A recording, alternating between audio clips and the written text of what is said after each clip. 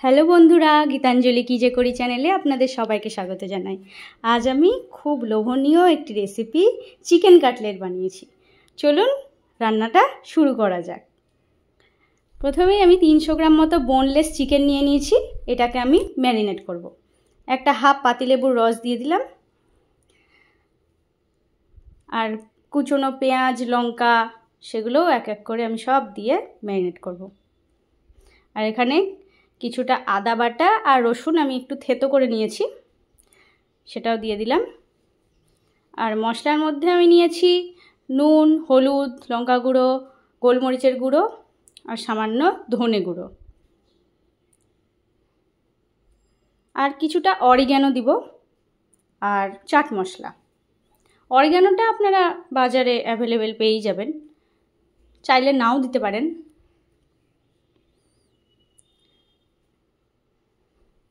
এবার আমি ভালো করে এটা মেখে ম্যারিনেট করে আধ ঘন্টার জন্য ঢেকে রেখে দেব। একটু মাংসটা রেস্টিং টাইম দিলে ভালো হয়। আধ ঘন্টা পর ফিরে এলাম। কড়াইয়ে সাদা তেল বসিয়ে দিয়েছি। এবার আমি সব মাংস ম্যারিনেট করাটা দিয়ে দিচ্ছি।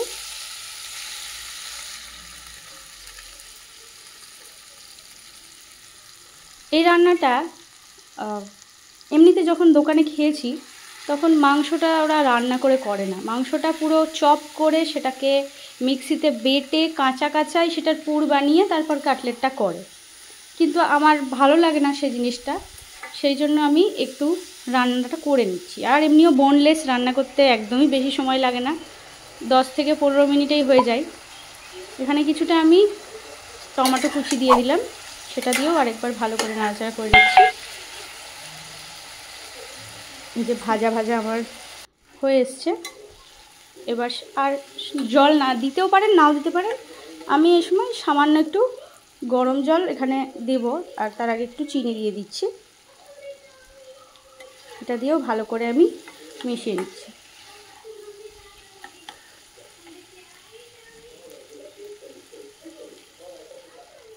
সামান্য গরম জল, ব্যাস। এটা দিয়ে আমি ভালো করে ফুটিয়ে নেব। আর পরিমাণ মতো নুন আমি দিয়ে দিয়েছি। ভাজা ভাজা হয়ে এসছে, এই দেখুন। এবার এটাকে আমি একটু মাংসটা ছিঁড়ে ছিঁড়ে আর কি গা থেকে আলাদা আলাদা করে নিয়েছি সেটা।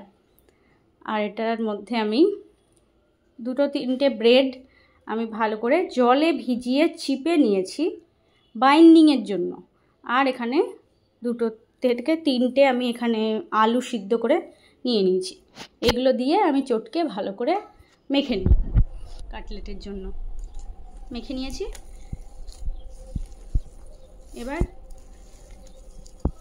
এই কাটলেটটা একটা একটা করে আমি বানাবো। আমি ভেতরে এক টুকরো করে চিজ দিচ্ছি, আপনারা পছন্দ করলে দেবেন।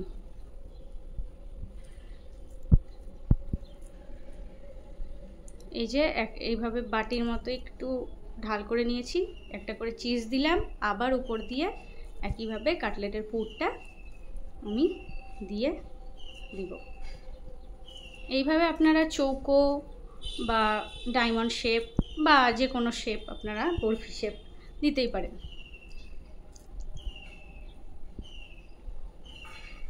বা গোল গোল বল বানিয়েও খেতে পারেন।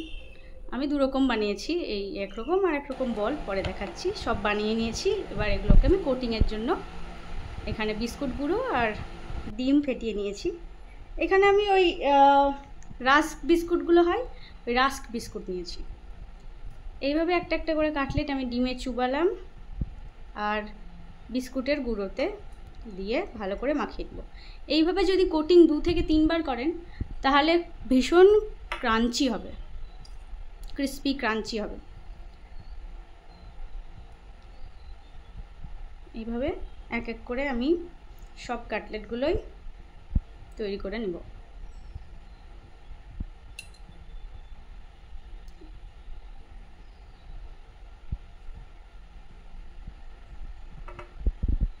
এবার কড়াইয়ে আমি সাদা তেল বসিয়েছি, তাতে সামান্য একটু বাটার দিয়েছি।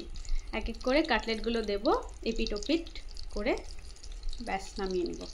এই একটা কাটলেট দোকানে খেতে গেলে 50-60 টাকার নিচে তো নয়। সেটা বাড়িতেই মাংস দিয়ে কতটা বানিয়ে নিতে পারেন কত কম সময়ে, তাই কি না? তাহলে আর দোকানে খাওয়ার কী দরকার। এইভাবে আমি উল্টে পাল্টে এক পিঠ ও পিঠ হলে ভেজে নিয়েছি। এ দেখুন সব কাটলেট আমার রেডি। ভীষণ টেস্টি হয়েছে। আপনারা অবশ্যই বানান আর বাড়িতে খাওয়ান, আর জানাবেন আমার রেসিপিটি কেমন হয়েছে কমেন্টে। আর আমার ভিডিওটি যদি ভালো লাগে একটি লাইক করুন, বন্ধুদের সাথে শেয়ার করুন আর সাবস্ক্রাইব করুন। ধন্যবাদ।